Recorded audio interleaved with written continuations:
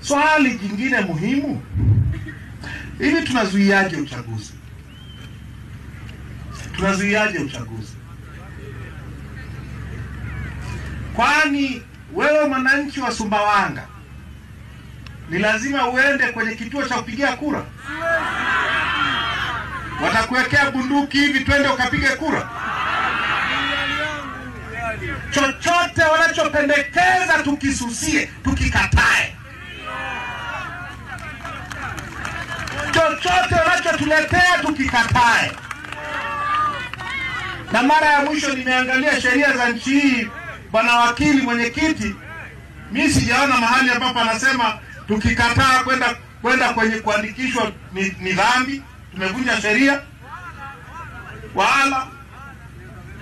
Lakini ukweli wa Mungu ni kwamba hata kwa katiba hii, hata kwa katiba tulionayo, inawezekana kuahirisha uchaguzi.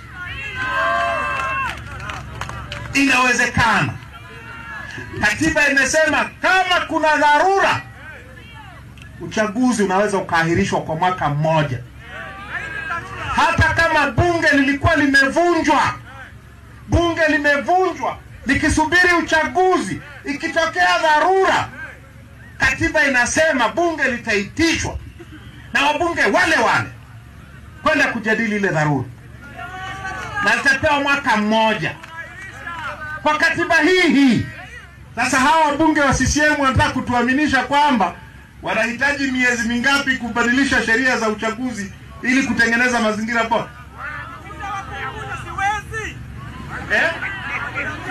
Kinachohitajika ili wafanye hivyo, wanaweza kubadilisha kwa siku hii.